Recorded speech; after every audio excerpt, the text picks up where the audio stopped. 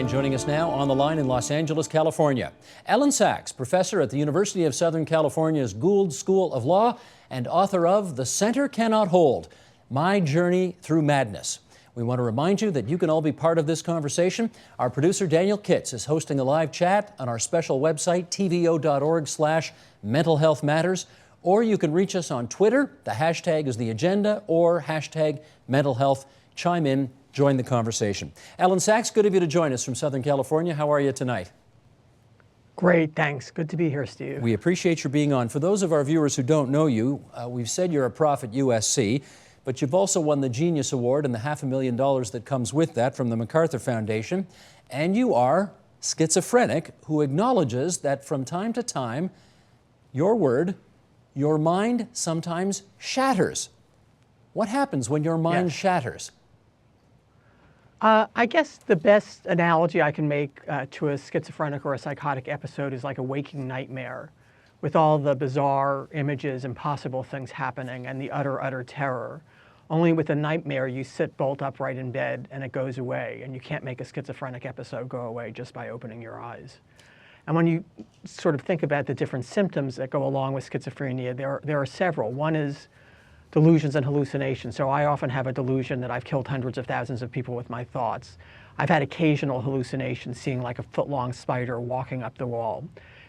Disorganized, incoherent speaking. So I had a breakdown on the roof of the Yale Law School my first year there, and I said to my classmates, "Are your copies of the cases being infiltrated? We've got to case the joint. I don't believe in joints, but they do hold your body together." So words are loosely associated, but put together don't make any sense. A lot of people with schizophrenia not only have these what are called positive symptoms, but negative symptoms like apathy and withdrawal, inability to work, inability to socialize. And except for the first 2 years of my illness, I've really been spared those. I think the therapy intensive therapy that I've been has allowed me to kind of not enact my grave prognosis. How old were you when doctors either suspected or confirmed that you were schizophrenic? I was in my mid-20s. When I first became ill, when I was a student at Oxford, it started out looking like severe depression with paranoid features, but over time developed into more of a thought disorder than a mood disorder. So again, I have delusions and hallucinations. I'm doing really well now. It took me a long time to come to terms with being on medication, but now that I'm on it continuously, I still have some symptoms, but they're much less frequent, they're less long-lasting, they're less intense. So I consider myself, I have actually a friend who's a neurologist who says for an unlucky person, Ellen, you're very lucky, and that's how I feel. Now, presumably the way you just described it, the episodes happen less often and they're less intense.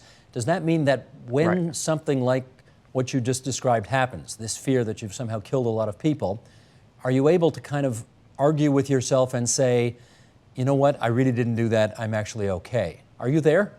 My husband says psychosis is not like an on and off switch, but like a dimmer. And at the very far end, I'll have a thought. I've killed hundreds of people with my thoughts, and I'll say to myself, Ellen, that's just your illness acting up, pay it no mind. A little bit further along the spectrum, if say I've had a few days of stress, which could even be from something good like my family visiting, my brother and his family visiting, I might decompensate for 2 or 3 days when I go in and out of psychotic thinking. To the far end, I'll be crouching in a corner and shaking, which that hasn't happened in a good decade. So I have some symptoms. I often can recognize them as symptoms. I've always had what you might call social judgment. So I always knew when my thoughts would be perceived to be crazy. I didn't want to be thought crazy, so I would keep them to myself as much as I could. But I didn't have complete insight. So I had social insight, but I didn't have complete insight because I thought that I had special premium on the truth and the things I believed were really true. One of the things you wrote in your book— I was behaving in a social way. In a social way. One of the things you wrote in your book was that you became interested in psychoanalysis because, quote, you needed to understand what lay behind my terrible thoughts, which you've shared, and feelings, and how my psychosis served to protect me. Explain that last part. How does your psychosis serve to protect you? Well, as an example, one time my analyst in New Haven made the interpretation that you're having these violent and bizarre and crazy thoughts because you're scared, so that the violence is a defense against fear.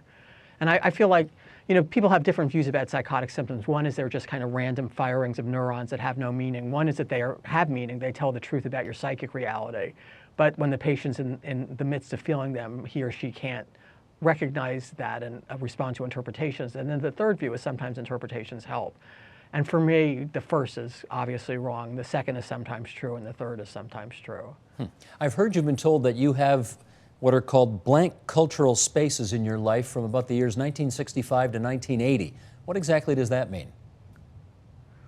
Gosh, I can't remember it being that long. Well, there were periods of time that I was just so preoccupied that I had no time or space for anything, for work, for friends, for romance, or anything like that. I went for a good two decades not watching TV because I felt that the people on the TV screen were sending me messages, so I just didn't watch TV. So I'm guessing that that's what I was talking about. Okay, well, I mean, really, I don't mean this facetiously, but like, do you know who the Beatles are? That I do. That Okay, I do. but In fact, my MP3 player has all Beatles songs. I listen to them every day. okay, I guess I picked the wrong group. Maybe I should have said Queen or Chicago You or picked the something wrong like group, that. right? Okay. Now, you mentioned earlier that your husband is a player in all of this, and I'm wondering how one goes about telling a prospective husband that one is a schizophrenic. How'd you do that? Well, let me say first that for me, getting married is my most amazing thing that's ever happened to me, the most wonderful thing. I went really 18 years with a couple of dates in the middle, not dating at all. I was too preoccupied by internal demons, didn't have space in my life for someone else in that way, and also had the usual psychological mishigas that I worked on in therapy. So the fact that I've met Will and fallen in love is an amazing thing. Kind of a couple of funny stories with that. So we went to lunch, and he invited me to go see the poppies in Lancaster, the beautiful fields of poppies, and I kept saying how cold I was, hoping that he would put his arm around me. And he didn't, but at the end of the day, he kissed me a long, lingering kiss goodbye, and I had the thought, this really went through my mind, this is even better than getting an article accepted. But how did you actually... How did you go through How did I the tell process him? of telling him? It took a long time. It took a long time. I didn't tell him the first month. I told him several months in. And it's sort of interesting. He had shown me an article about a woman with Asperger's, which is kind of high-functioning autism. And some of the things that characterized her characterized me as well. And he said, God, this looks a little bit like you. So he was sensitized that maybe something went on. And I eventually told him, and he basically said he sensed that something like that might have happened, and of course he still loved me and would stand by me. And I thought, nobody else has really said, I knew that, and he did. And either he was more, more able to intuit this, or I was more open, or whatever it was. But he knew, and he's great. I have had a couple of episodes where I've told him what was going on, and he contacts my friend Steve, who's a psychologist, and we call my doctor, and he's just been fantastic. I think it scares him a little bit, but he hasn't fled, he hasn't gotten angry. He's just been an amazing partner. You found yourself a mensch, Ellen. I did. I'm very lucky. Although I gather he was not in favor of you publishing your book, and some of your colleagues were not in favor of you publishing your book, and one of them, I hear, told you, you're going to be known as that schizophrenic with a job if you publish this book. And Exactly. you did it anyway. So how come? I did it anyway. I sort of had faith that that wouldn't happen. I'm not sure why, because I'm not typically an optimist. And I also thought that it would do more good than I could ever do writing anything else, just to kind of put a human face on the illness. I mean, my goal is to give a window inside the mind of someone who's suffering acutely with psychosis. And I hope if people understand more, they'll be less frightened, they'll be less hostile, and stigma will decline. So that's my hope. And that's the last thing I want to ask you before we invite the others to join us, which is that the popular perception around schizophrenia is that it is so damaging and so difficult to live with that you can't cope. And you look like a person, who's coping, who's doing a job, who's married, who's got some semblance of a pretty good life. So I have an incredible life. Have we got the perception wrong? Yeah, I think. I mean, I think that people say I'm unique. I'm not. I'm doing 2 studies, one at USC and UCLA, and one at USC and UCSD. The one at UCLA is on high-achieving individuals with schizophrenia. We recruited 20 subjects, 2 MD doctors, a PhD psychologist, a JD lawyer, full-time teacher, CEO of a not-for-profit, full-time parents, full-time students. We fairly quickly recruited 20 subjects. So there are people who have the illness who are professionals and managers and that kind of thing. It's just that the stigma is so great they don't come forward. And it's easy for me because I have tenure at a law school. I don't risk anything by doing this. I hope other people, if they can take the risk, will do that, because I think actually seeing people who are ill and recognizing that, we want what everyone wants. And in the words of Freud, to love and to work. We share, the humanity we share is more important than the mental illness that we don't. Ellen Sachs, we thank you for setting the table for the discussion to come. Stand by, because we're going to introduce others to join us. Up next, a sentence or a diagnosis or something else. A broader look at schizophrenia right after this.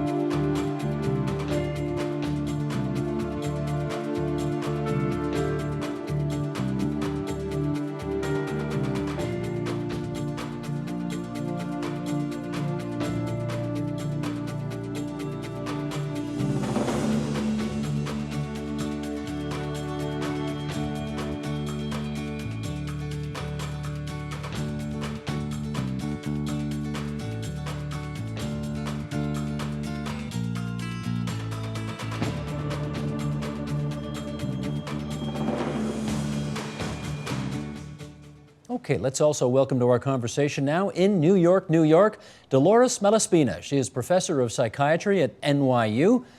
Back here in our studios in Toronto, Quam McKenzie, psychiatrist at CAMH. And we welcome back law professor Ellen Sachs from USC. Quam, are you co-hosting this program now? You seem to be on almost every day this week. It's good to see you again anyway. Thank you for having me back. Not at all, not at all. And Dolores, good to have you joining us as well. I want to start by playing a clip from Monday's program in which a member of our audience had this to say about what we're talking about tonight. Roll tape, please. Fundamentally, over the last year or so, I've come to realize that a key part of my experience is that I hear voices. I hear voices that you don't. That might lead some of you to jump to a diagnosis that begins with S. I work Schizophrenia. or lots of others that begin with S too, but yeah, that's the key one. Here in North America, if I present to a psychiatrist saying that I hear voices, I am 7 times more likely to be given that diagnosis than I would be in Europe, for instance. But that might not be the right one. Might not be the right one.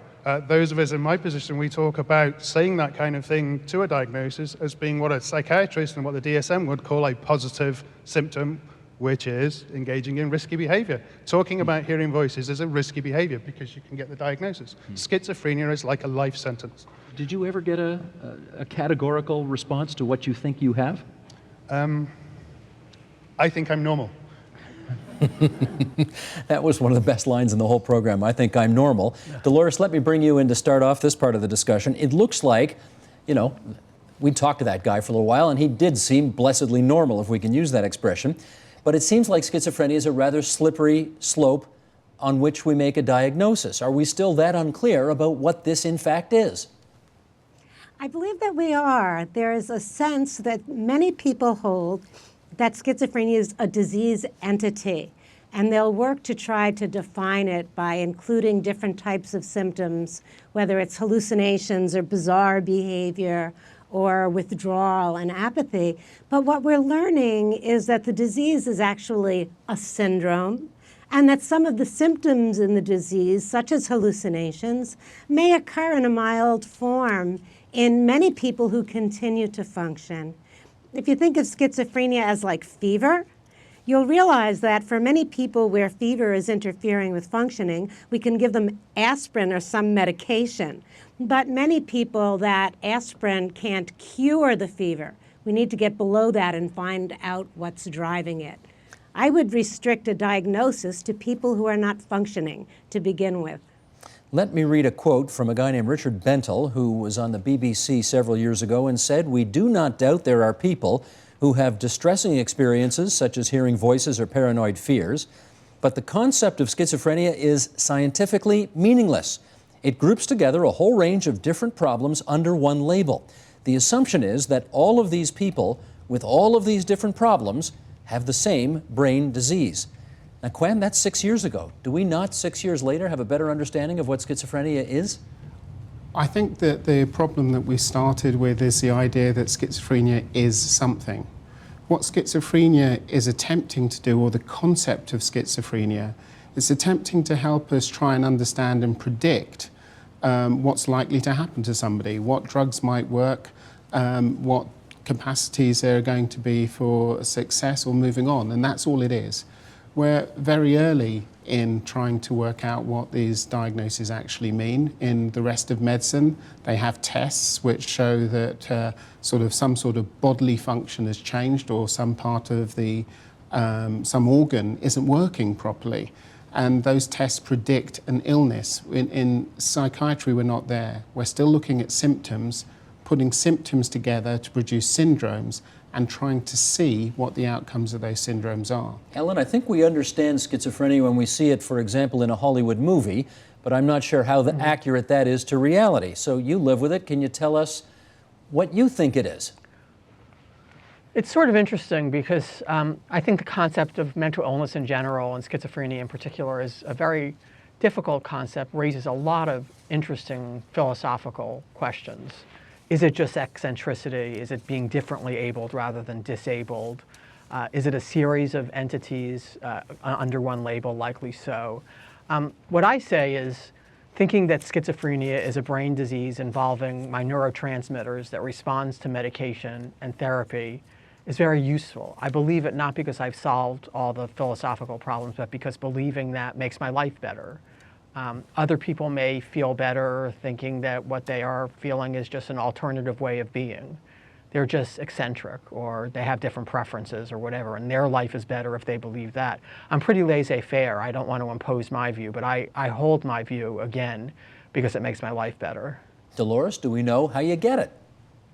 Well, so it's very intriguing. Everyone talks about schizophrenia as a genetic disease, and there's been some thinking of it as a disease that's passed on. But I would point out that the vast majority of people who have schizophrenia or related condition have no family history whatsoever. And the findings on the genetic side are that there are probably thousands of person-specific or family-specific mutations. We're not likely to find any genetic test for it. I'd also mention that there's no clear overlap between psychosis that is bipolar or psychosis that's part of depression or schizoaffective or schizophrenia. People have struggled for years to define, do I have schizoaffective disorder or schizophrenia? The findings are that the same genetic vulnerabilities might lead to different syndromes in different people. I mean, I applaud the idea that individuals can come forward and find what works best for them. I think in North America, we underuse psychotherapies. We underuse the kinds of cognitive skills that Dr. Sachs has developed to manage symptoms. So there is medication that can help. There's treatment that can help.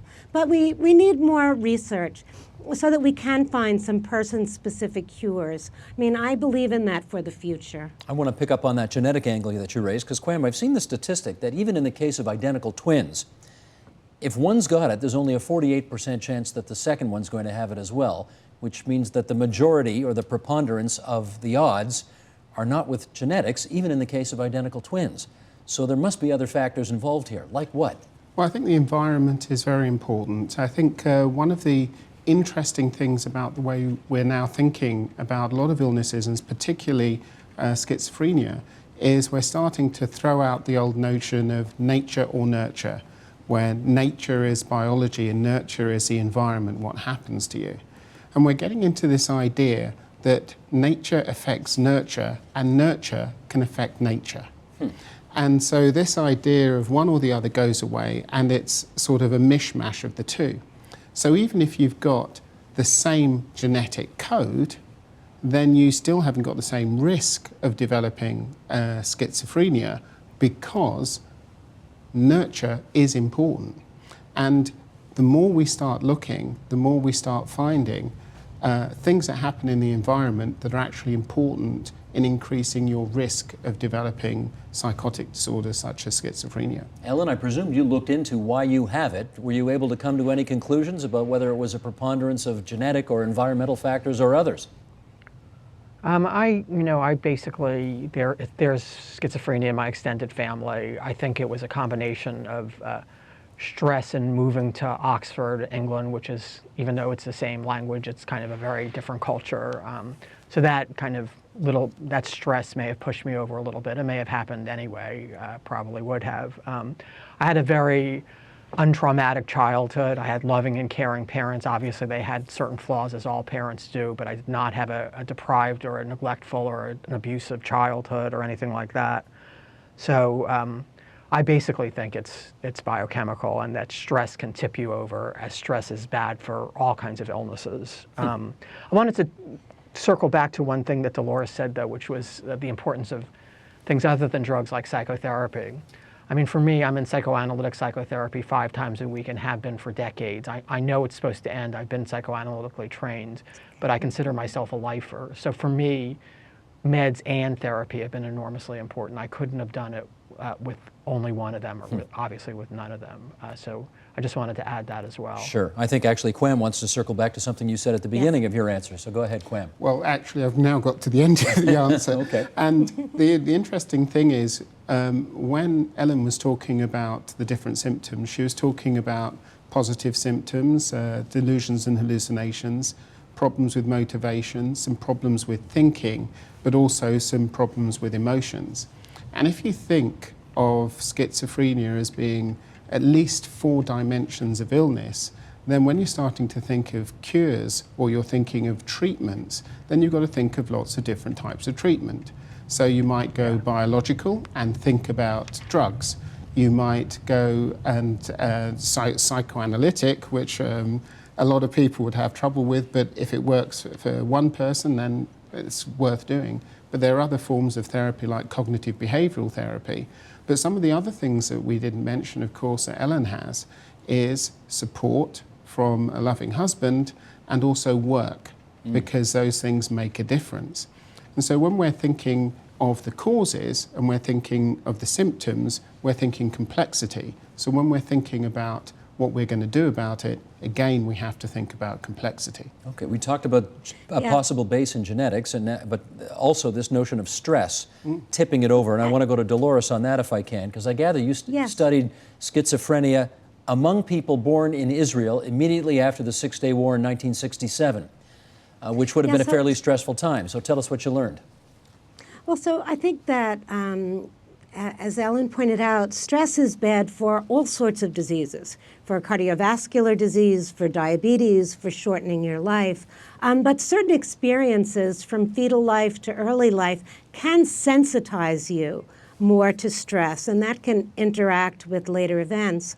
Also, we can get rid of the nature and the separateness between nature on the one hand and nurture on the other, or genes and environment. What we're learning is that a protective environment, whether it's psychotherapy or family structure, these types of environments may actually act at the genetic level. So protective environments may turn disease genes on or off. This would be the idea of epigenetics, that the experiences come together with the genes at that level. So we don't need to separate out therapy from medication, perhaps as much as we used to, in my view. Quam? I totally agree with Dolores about this idea of epigenetics, because there are a number of... Just take 20 seconds and tell people what that is. Well, say for instance, people used to think that genes were just fixed, and that if you had a gene for an illness, you would express it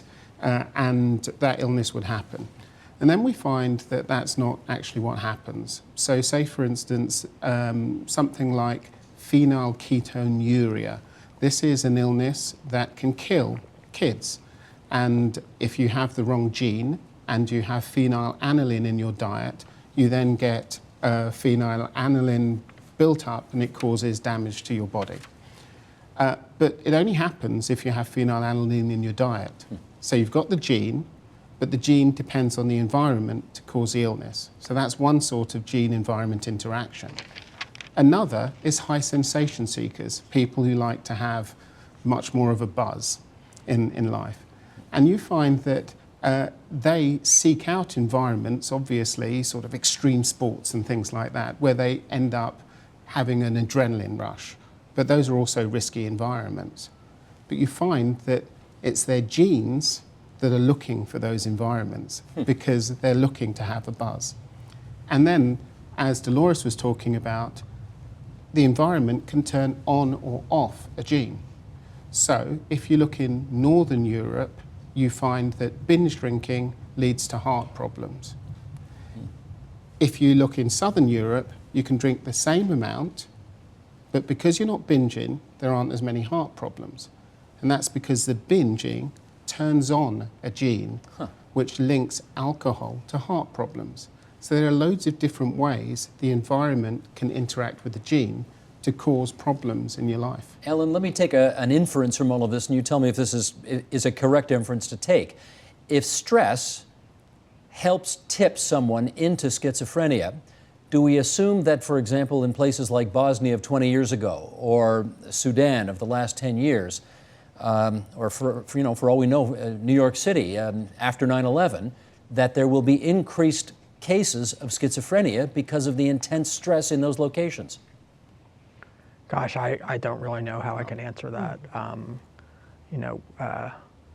I think there's some evidence that for really, really extreme stress, people kind of rise to the occasion and do better mentally, or maybe they just don't have the ability to go to a doctor or whatever. So I don't really know the answer to that. Let me I try would, Dolores if on you that, wouldn't if I mind, like to Well, I circle think- back to something that someone. Well, but actually, before you Someone circle said back, about- hang on a second, before you circle back, because I think, Dolores, are you doing a study on post-9/11 kids? Well, I'm not doing the 9/11 study, but I do believe that there is evidence that stress does play a role for schizophrenia, but also for major depression. We know that early trauma can double the risks for schizophrenia. We found for babies who were in their mother's womb in the second month, when those moms were exposed to a very severe stressor, their daughters were 4 times more likely to have the disease. I think when people already have the disease, it may or may not be a further cause. But I want to say the other side, if someone does have the disease, diminishing stress, giving them coping skills, giving them function, can improve their outcome. Can it So I help? do think stress can play a role one way or the other in the disease. It doesn't mean we should avoid stress. I'd like also to talk about the protective factors in my life. It was mentioned my husband and work. And I wanted to talk about work and say how extremely important that's been to my recovery. When I'm thinking, when I'm constructing an argument, when I'm writing a counter argument, my mind is focused, the crazy stuff recedes to the periphery. I like to say that my mind is both my best friend and my worst enemy. So it's really, really helped me. And I also think that we should encourage other people and provide them the resources to live up to their pre-illness potential. A lot of times people with schizophrenia say, oh, it's a sentence to a bleak and painful life. You're not going to be able to work, you're not going to be able to live independently. And I actually think we should provide resources to help people actually do work.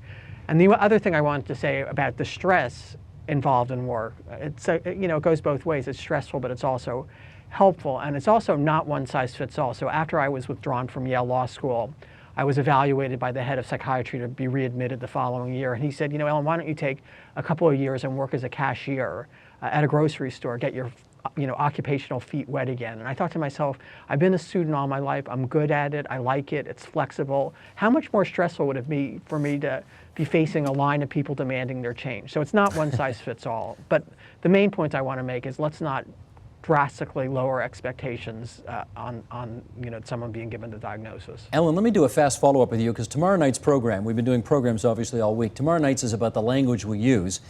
And you just used a word that I thought, in the study of mental illness, you're not allowed to use. You just used the word crazy, talking about some of the stuff that goes on in your head.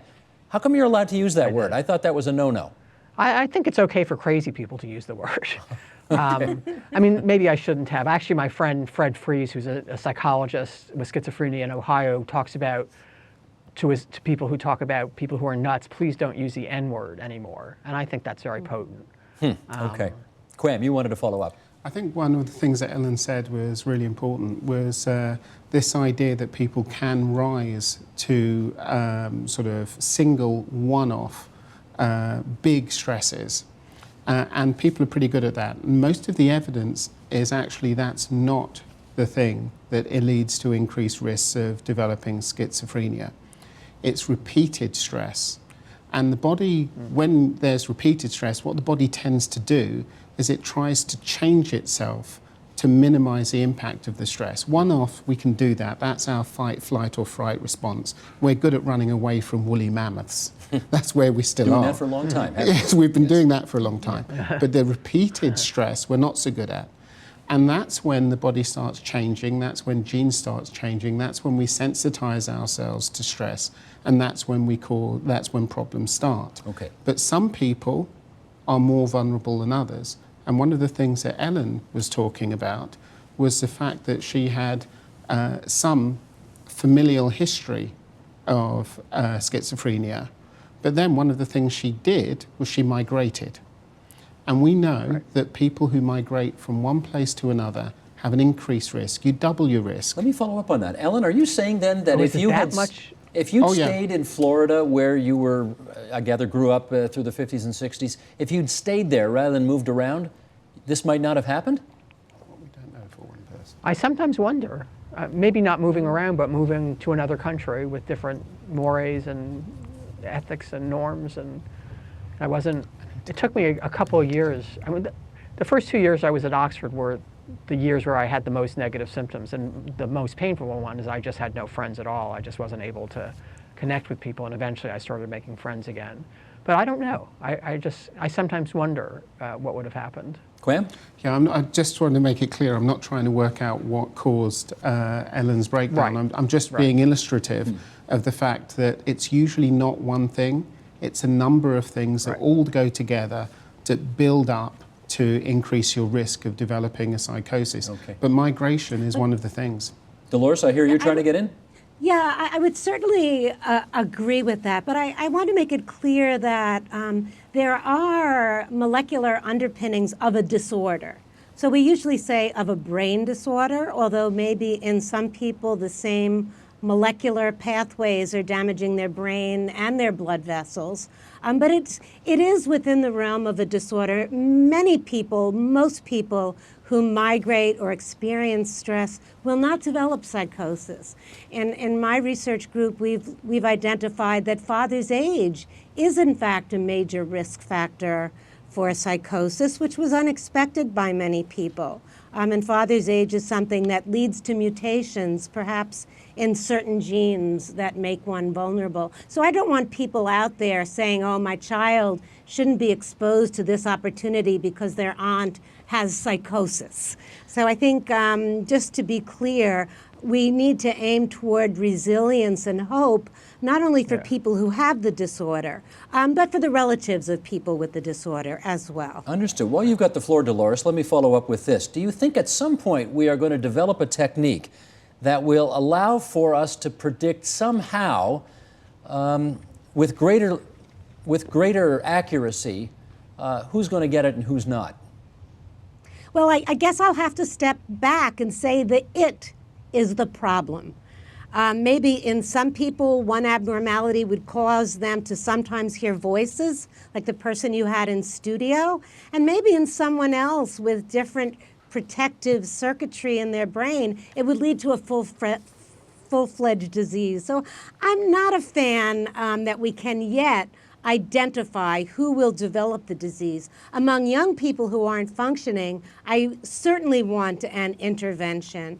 I mean, in the DSM-5 work group in which I participate, the thought is that the at-risk syndrome is really an appendix idea. We're not ready to define who's at risk for the disease yet, but we do want to optimize the health and function of all people who are experiencing symptoms.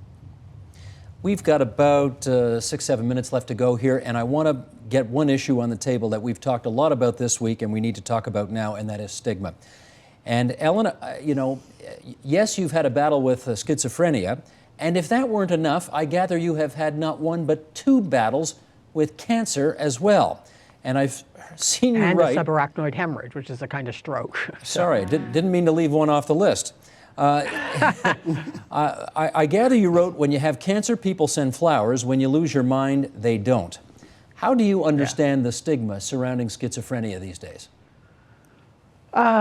It's a really terrible, terrible thing. I guess people always like out groups, number one. Number two, unlike with, say, developmental disability, people think that the person could do it if they wanted to and they're to blame. They may feel blamed for the person. They may feel some kind of contagion. But it's a terrible thing to be at the receiving end of stigma, right? It causes you feel bad that people, deride you or fear you or whatever. And there are things that we can try to do. Myself, I've run into stigma a number of times. Once, my first semester teaching at the law school, a psychiatric nurse in a mental health law class said that this particular student who had mental illness shouldn't be readmitted to NYU Medical School. And then she said, would you go to a lawyer who was on psychotropic medication? And I said, yeah, I certainly would. And I thought to myself, would you take a class with someone on psychotropic medication? Or another example, I went to my professor at Yale when I was writing my student note on mechanical restraints, and he was a psychiatrist, and I said, restraints must be so painful and degrading. And he said, you don't understand, Ellen, these people are different. They're psychotic. They're different from you and me. They don't experience restraints the way we would. And I didn't, in that moment, have the courage to say, no, we're not that different. Stigma can have a dangerous side when doctors don't work up symptoms because they think you're having an episode. So when I had my stroke, my friends brought me to the ER. I had no short-term memory. I just kept repeating the same thing over and over again. And then they discovered I had a psychiatric history and decided I was having an episode. And my friends are jumping up and down saying, no, we've seen her psychotic. She doesn't get like this. And they sent me home. Eventually, my internist sent me back. They were going to send me home again, but finally did a spinal tap and discovered the subarachnoid bleed, which kills about 50% of people. My friend Steve had a client at Massachusetts Mental Health Center who was having terrible back pain and went from doctor to doctor over a course of 2 or 3 weeks, and everyone just assumed it was his mental illness. And then he had finally had an x-ray and he had a broken back. So that's the dangerous side of stigma. I think the worst part about stigma is it deters people from getting care, and people shouldn't have to suffer, but if they don't get treatment, likely they will. Listen to this quote that we got. We got a ton of feedback from. One of my colleagues after the Jared Loughner event, who killed the people and wounded the senator, the congresswoman. In Arizona. My colleague said if this boy had been bleeding copiously from the nose, his parents would have taken him to the ER whether he wanted to go or not. There were just so many warning signs here. Either they just didn't see it or they saw it but didn't want to believe it. But that's another dangerous side of stigma. We've received a ton of feedback to our programs this week, and I want to read just a short excerpt from one thing we got from a viewer. It goes like this. I believe it is easy for us as a society to point out the mentally sick individuals. It seems to me that idea has the dangerous tacit message that we, members of the group that has created institutions so often rampantly abusive, are sane. Could it not be that to a great extent, the so often called mentally ill may be somehow canaries in the coal mine? Dolores, how do you think about this idea? Well, it's an interesting idea. The idea would be that certain environmental or society-wide influences are dangerous to all people, but certain people are just far more susceptible. I guess if I wondered if that were true, I would think, what about pesticides? What about endocrine disruptors? We increasingly know that certain gene signals can pass from one generation to the next. I would be willing to ponder that idea. Not for all cases with the disease, but for a lot of the vulnerable mentally ill people. There may be some wisdom in understanding that idea. Quam, the mentally ill among us as canaries in a coal mine? What do you think? Well, I think that we can, I think there's no evidence that there's being an increased rate of sort of serious mental illness such as schizophrenia. There's no increased rate. There is, in my opinion, from being in Toronto and certainly being in Ontario, what there is an increase in is optimism. And downtown, as you know, on the Queen Street site, 27 acres being redeveloped as a mental health hospital. Most places in the world that wouldn't happen. Over $150 million of individuals' money that's been given to mental health. So I think, though around the world things are receding, here the level of optimism and the level of action that there is for mental health has been remarkable, and You know, I'd say it makes me proud to be Canadian, but I'm not Canadian. Yeah, you are. Yeah, you are. Ellen, I got a minute left here, and I want to give it to you to answer this. I gather your book, The Center Cannot Hold, has been optioned by a Hollywood producer. If it is, in fact, made into a major motion picture, who do you want playing you? Oh gosh, there are a lot of really good people. Whoever would want to do it, I'd be thrilled with. I sense Academy Award nomination for Meryl Streep if she says yes. I see Meryl. I see Meryl Streep. I think so. It's good of all of you to join us on the program. Quam, you stay put because we're going to tackle the law enforcement angle on this in a second, but let me say thank you to Ellen Sachs, the professor of law, psychology, psychiatry, behavioral sciences at USC. The Center Cannot Hold, My Journey Through Madness is her book, and we would recommend that to anyone who wants to know more about schizophrenia. Dolores Malaspina, the psychiatrist at NYU, we thank you very much for joining us as well. Support Ontario's public television. Donate at tvo.org.